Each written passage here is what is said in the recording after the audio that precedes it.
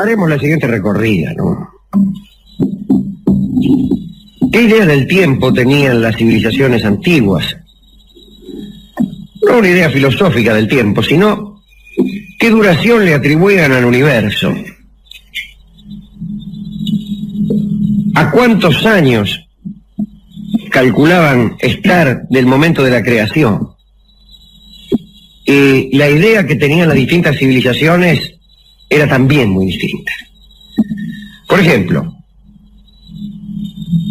desde ya hace 200 o 300 años había un clérigo que había calculado que el universo había sido creado en agosto del 4004 a.C. Quiere decir, manejaba una cronología muy corta. En general, algunas de las civilizaciones del cercano Oriente también manejaban cronologías cortas. Si bien se mira, los hebreos manejaban una cronología corta. Es cierto que decían ellos que la edad de algunos personajes bíblicos era muy extensa, es decir, Matusalén vivió 970 años, por ejemplo. Pero si bien las personas duraban mucho, podía rastrearse generación tras generación hasta llegar a Adán. De manera que si uno sacaba la cuenta, resultaba ser que no hacía tanto que había sido creado el mundo. Era una creación reciente. Los griegos lo mismo. Se colige esto a partir de las generaciones. El primer hombre podía ser rastreado porque era el padre del padre del padre, y muchas generaciones no había. No había tantas generaciones.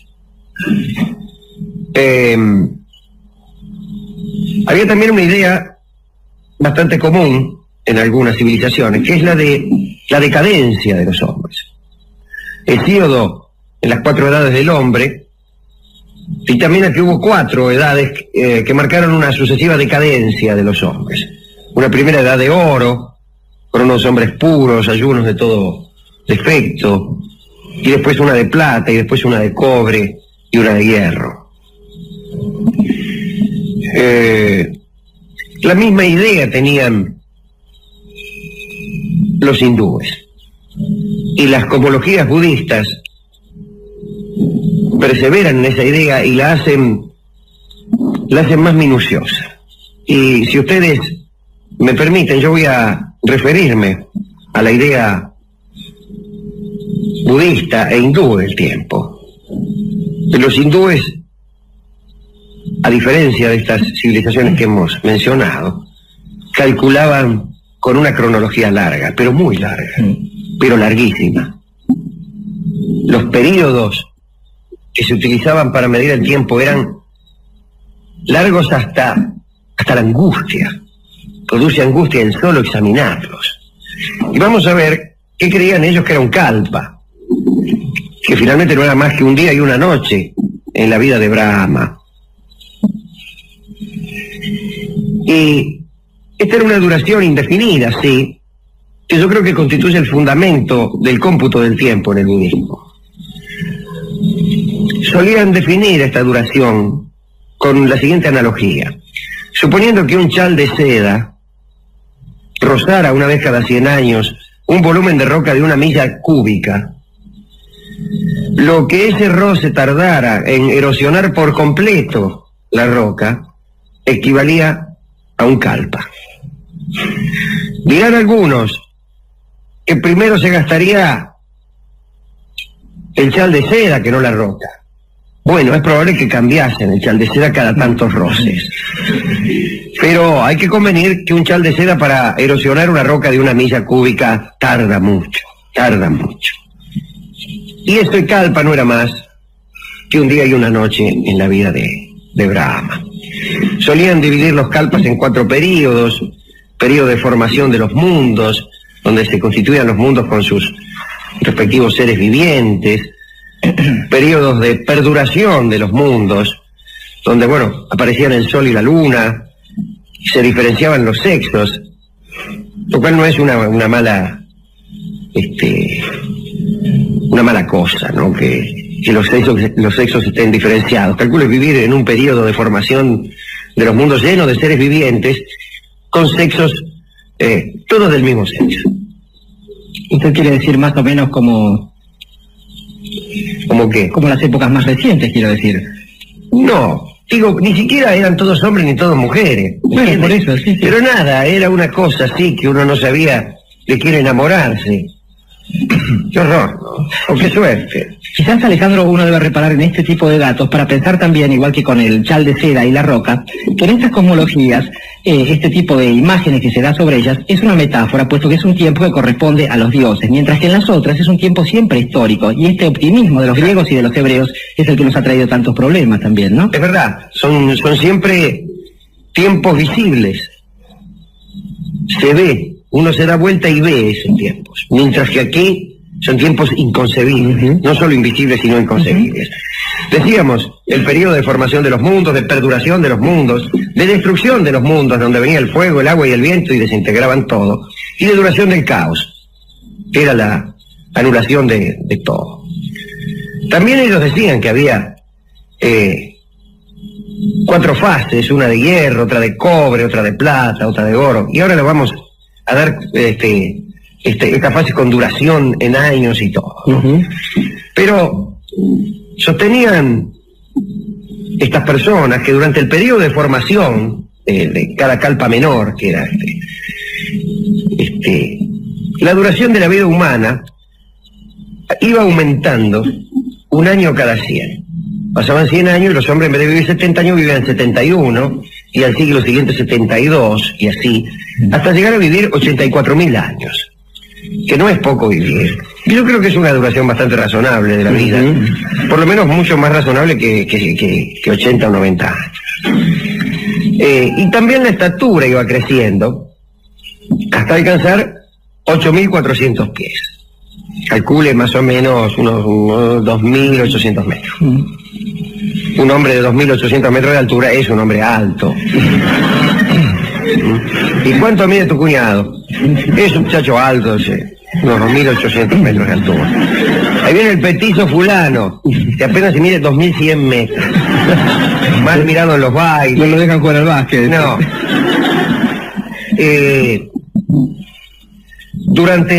Por el contrario, durante el periodo de extinción de estos calpas, que es cuando viene la peste, la guerra, ya lo vamos a describir mejor, la duración de la vida humana iba reduciéndose hasta llegar a 10 años. Tipo nacía y a los 10 años pichaba. Esto sí no se lo llevaba por delante un camión previamente. Y también bajaba la estatura y llegaba a un pie. 33 centímetros. Sí, muy chiquitito así. Medio kilo. Sí. No, así, menos, así. Un cuisito. Y viviendo además en una época llena de peste, de hambre, y viviendo 10 años. El petizo. Para vivir como viven. Claro, para vivir como viven, mejor no morir de viejo, como se la samba. Hablemos de los yugas, sí, que eran también, digamos, unos periodos. Y había distintos yugas que también podemos comparar con las edades de oro, de plata, de cobre. Y solían compararlos también con un juego de dados, si se recuerda. Sí, es verdad, es verdad. Una especie generada con 4 dados solamente, ¿se acuerda? ¿Cómo era eso? Claro, que se decían que la primer parte de un calpa, digamos, la parte donde estaba toda la perfección... Explíquelo, porque él es especialista en... La parte donde estaba toda la perfección, digamos, donde el hombre era perfecto, semejaba una tirada de 4 dados iguales. Claro. La segunda parte, donde ya entraba una pequeña imperfección, donde empezaba a haber alguna fuerza del mal, era como tirar 3 dados iguales y uno desigual. La tercera parte, las fuerzas del mal y del bien ya estaban equilibradas, digamos, 2 dados, 2 iguales y 2 desiguales. Y en la última, la peor de todas, un gaucho de cada pueblo, ¿no es cierto? Un dado, todos los dados desiguales. Escaleras exactamente. Y es así como se va reduciendo el sentido de la rectitud en el hombre, que es perfecto en el primer yuga, se reduce un cuarto en el segundo, se reduce a la mitad en el tercero, y es solamente una cuarta parte en el cuarto. Pero vamos a ver cuáles son los yugas, los 4 periodos. El primero se llama Krita o Sattva Yuga y dura exactamente 1.728.000 años. Compárese con los 3.000-4.000 años que manejan las civilizaciones más cercanas.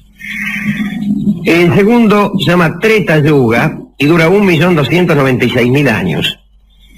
El cuarto se llama Dvapara Yuga, este especie de italiano del oriente, que es el idioma indio, y dura 864.000 años. Y el último se llama Kali Yuga, que es el peor de todos, la diosa negra Kali, la morocha, y dura 432.000 años. Total, 4.320.000 años, que equivale a 12.000 años divinos, y se llama Mahayuga, esa duración de 4.320.000 años. Ahora bien, 2.000 Mahayugas forman un kalpa, que es una noche de Brahma. Así que una noche es algo así como unos 8.000 o 9.000 millones de años. Esas son noches. Yo he pasado noches como esta. Mucho peor, ¿eh? Ahora vamos a describir cada uno de estos yugas. El Krita Yuga, el Treta Yuga, el Dvapara Yuga y el Kali Yuga.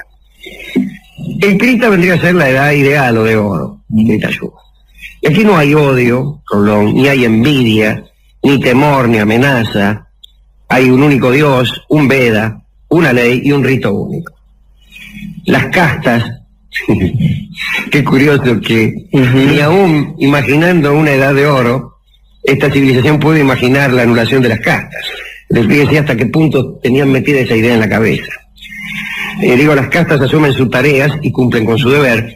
Me acuerdo de un señor ateniense que se quejaba, yo sabía el nombre, se quejaba amargamente y decía que no había justicia en Atenas porque había unos ciudadanos que tenían más esclavos que otros. Y no se le ocurría jamás pensar que una mayor injusticia consistía en la existencia misma de la esclavitud. Pero esto debe enseñarnos a no juzgar con anacronismos. No se puede juzgar del mismo modo a un emperador de la China 5 siglos antes de Cristo que, digamos, al secretario general de un gremio.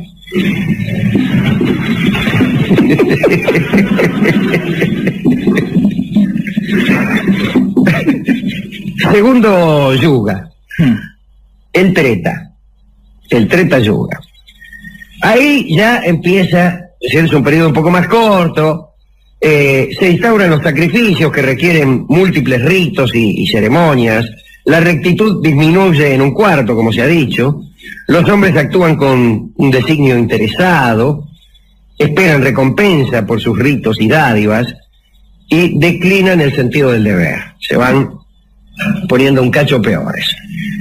Después viene el Dvapara Yuga, donde la rectitud se reduce a la mitad.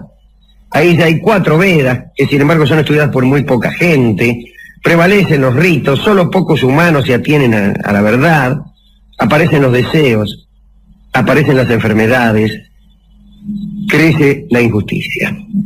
Y el último, que es el Kali Yuga, es el más inicio de todos. Ahí solo resta un cuarto de rectitud, el esfuerzo espiritual se amengua, los antiguos conocimientos son olvidados, domina el mal, el hombre vive sin objetivo, es presa del agotamiento, la enfermedad, el hambre, la ira, el miedo, la desesperación, una porquería. Y esta es la edad presente. Y esta edad comenzó en el año 3012 a.C. Y es el mundo en que nos toca vivir. Bueno, hay que tener mala suerte, hermano. Tiene 4.320.000 años y lo hace justo acá. Pero justo. Teníamos la 10ª parte, porque este periodo dura 432.000 años. Ah, bueno. De 4.320.000 teníamos 432.000 años. Además, empezó hace 5.000. O sea que nos quedan 400 y pico, 420 y tantos mil años. Ah, menos mal. Está bien, por suerte es el periodo más corto. Pero bueno, ¿por qué no invocar siquiera, digamos, un Treta Yuga? Que más o menos estábamos bien. No, en el peor tenemos que caer, en el Kali Yuga, y recién empezar. De todas las películas, digamos la peor y recién empieza. Porque si usted me dijera, bueno, faltan 3.000 a 4.000 años. Sí. Y bueno, uno va aguantando, ¿vio? Con la esperanza de que termine, ¿vio cómo es? Se va haciendo corto, ¿no? Sí. Uno Es como el verano. Es como el verano.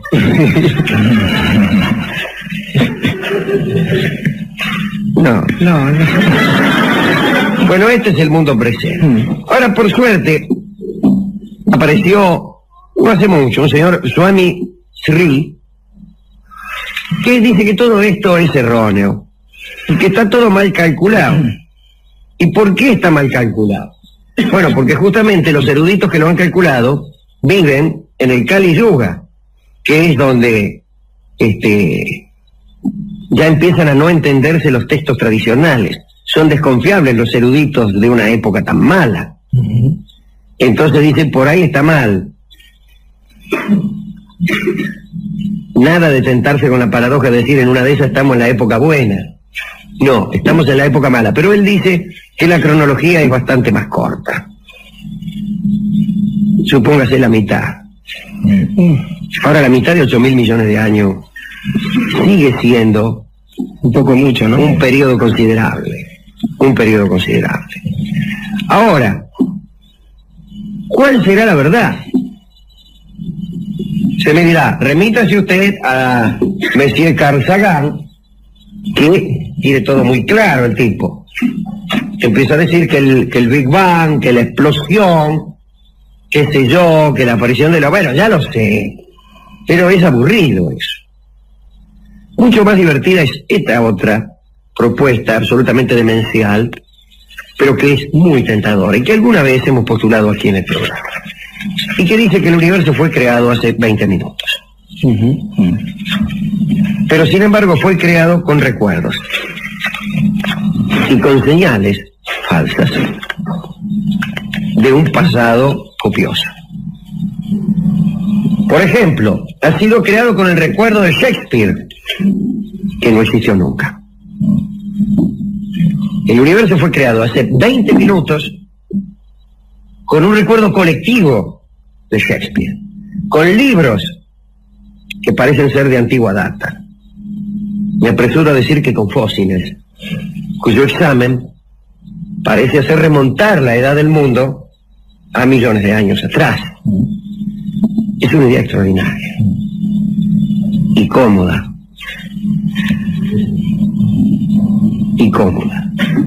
Quiere decir que nosotros que estamos aquí, recordando a algunos una niñez en Córdoba, otros una novia fugitiva, los de más allá exhibiendo un título de ingeniero, no somos quienes creemos ser.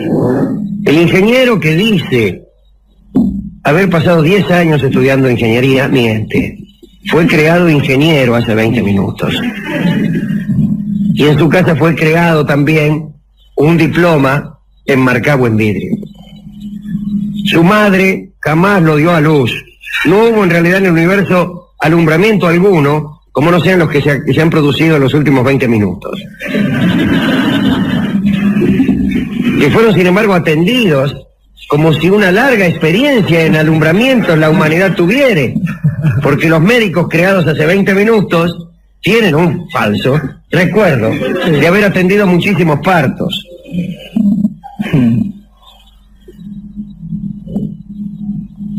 Nadie tuvo nunca novia, como no sea aquella que le fue asignada hace 20 minutos. Poquísimas personas han cambiado de novia, y solo creen haber cambiado alguna vez de novia, no siendo aquellas que lo han hecho precisamente en los últimos 20 minutos. Se me dirá, no se me dirá nada. Solo hemos vivido 20 minutos y creemos haber vivido muchísimo. Volvamos al mundo de Carl Sagan, a este verdadero que se toca.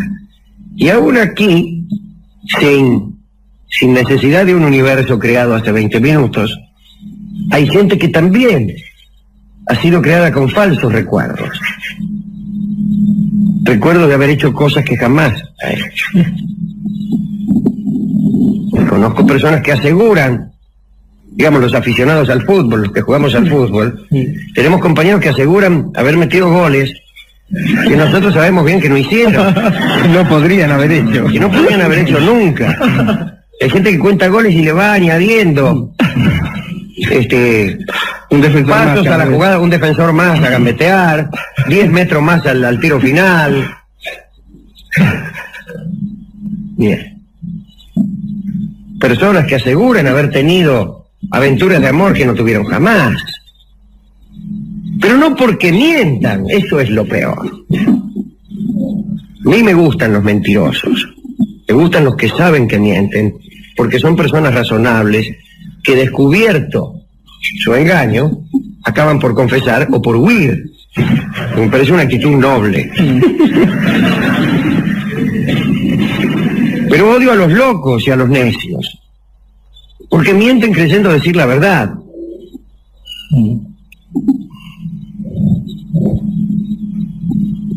Aunque es probable que algunos mentirosos finjan locura o necedad para evitar el castigo y ahorrarse los sofocones de la huida. Pues bien, se me dirá, cayendo en un relativismo ingenuo: bueno, muy bien, ¿a qué hacerse mala sangre entonces? Si después de todo el mundo fue creado hace 20 minutos, ninguno es demasiado responsable de lo que ha hecho. ¿Por qué acreditarnos castigos que después de todo no merecemos? Ya veníamos con culpas. Bueno, esto así es. Pero se me dirá también, ¿a qué acusarnos de mentirosos si finalmente no es posible dictaminar quién está loco, quién cree realmente decir la verdad, o quién está tejiendo un engaño por codicia o por maldad? Se me dirá, si no sabemos quiénes somos ni por qué estamos aquí, si no sabemos qué cosa es la verdad o la mentira, si nada es del todo cierto o nada es del todo falso, ¿a qué repartir castigos y recompensas? Y yo entonces es cuando digo, bueno, basta de cosmologías que nos lleven a ese convencimiento. Me gustan aquellas cosmologías que, con razón o sin ellas, establecen en cada uno la responsabilidad de sus vidas. Me gustan las cosmologías según la cual el malo es malo, no para castigarlo, sino en todo caso para perdonarlo. Y me gustan las cosmologías en donde el bueno es bueno, para admirarlo, para seguirlo, aunque sea de lejos, para constituirlo siquiera en un paradigma imposible de seguir, pero por lo menos para saber que el espíritu humano es capaz de algunas cosas. En este sentido ha pensado parecido los hindúes, Alejandro, cuando han creado esta cosa que llaman karma, ¿no? Que es el hecho de la inviolabilidad del hacerse cargo de las cosas que uno ha hecho. Sí, tanto es así, tan se hacen cargo los hindúes de lo que han hecho, que en la transmigración de las almas hay toda una preceptiva, de las reencarnaciones. Aquel que hubiera afanado, digamos, pero está con toda minuciosidad establecido. Excesivamente minucioso. Excesivamente minucioso, tan minucioso que da risa.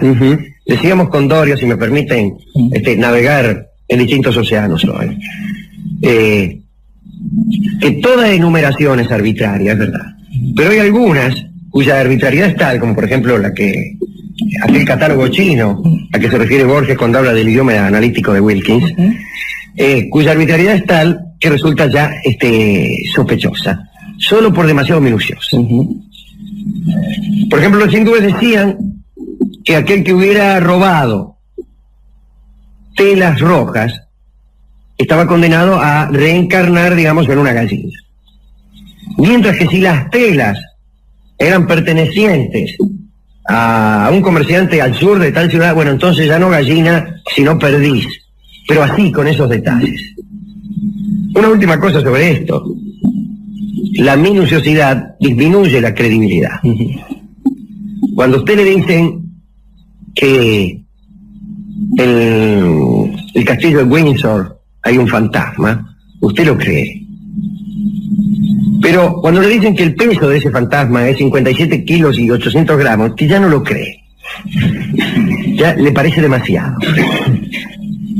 Como le parece demasiado que el mundo fue creado el 23 de agosto de 4004. No es porque esté demasiado cerca, es porque es demasiado minucioso. A las 10 de la mañana, decía Sí. A las 10 de la mañana. Sí. Es una buena hora para crear el mundo. Yo creo que, y para terminar esta charla,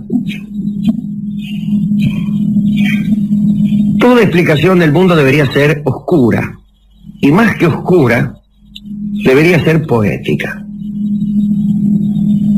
Y a punto tal, yo creo en esta verdad, que las últimas concepciones de la física y de la matemática, ciencias de una gran abstracción, sobrevuelan la paradoja y se acercan a cierto concepto poético, de difícil intelección, que resulta absurdo a poco que se traduzca al lenguaje de los ediles de Vicente López. Sirve en cuanto es oscuro, naufraga en cuanto entra en minuciosidades y precisiones, como suele suceder con lo poético. Pero bueno, ¿a quién dedicar esta navegación por la perplejidad, por los mundos inconcebibles y angustiantes de los hindúes, por los mundos demasiado minuciosos de ciertas civilizaciones más cercanas? Yo creo, Alejandro, en principio, quería disentir un poco con esta idea que se puede equiparar a esto de la responsabilidad personal, esta idea de los karmas y las reencarnaciones de los hindúes, simplemente porque uno cuando se muere en general adquiere otra capacidad que es la de la mala memoria. Esto es, uno se despierta y no se acuerda que es verdad, capacidad por razón. Yo estoy de acuerdo con usted, en contra de Rolón como siempre. En realidad yo no creo que la gallina esté pensando todo el tiempo para qué habría afanado aquellas telas en Katmandú. Y en rigor de verdad no he visto en los gallineros ninguna gallina con expresión culpable, cual sería, por ejemplo, mover la cabeza hacia abajo y hacer así, y poner huevos, Como diciendo me lo merezco. claro, poner huevos culposos. Claro, esto en principio. Creo también, al mismo tiempo, que sería injusto, desde una perspectiva reducida como la de cualquiera de nosotros, juzgar estos sistemas, estas cosmogonías, desde justamente esta especie de visión según la cual yo también adhiero a esta cosa que podemos llamar el libre albedrío, por ejemplo. Pero sí creo que hay otra dimensión en la que podemos asentarnos y fijarnos un poco, y es esta. Cuando hablamos de cosmogonías, cuando hablamos de orígenes del mundo, de formas de pensar esa historia inconmensurable de las cosas, más o menos aún, no de los hombres, pero bueno, en ese mismo terreno, está bien que hablemos de los hindúes, que hablemos de los millones de años y todo eso. Creo que hay otro terreno, y es cuando se confunde aquello que le pertenece al César con aquello que no le pertenece. Por ejemplo, esa región, Palestina, decía. Entonces, cuando nos fijamos en estas cosas de lo religioso, de lo trascendente, y después nos situamos en la conducta personal, vuelvo una vez más a esa otra necesidad, a esa otra voluntad de creer en algo que aun cuando el mundo haya sido creado 20 minutos atrás, lo que venga, lo que yo estoy haciendo desde esos 20 minutos hasta ahora y lo que haré, siempre me relaciona con el después, con la consecuencia del después. Para ese punto, al mismo modo que cuando yo me voy a agarrar a piñas después de un partido en el que seguramente yo cometí una falta, el tipo no va a esperar que yo le hable de la metáfora en Eliot. Quiero decir, para ese movimiento general en que todos entendemos las cosas, es que me gusta mucho más lo del libre albedrío, lo de pensar en el después.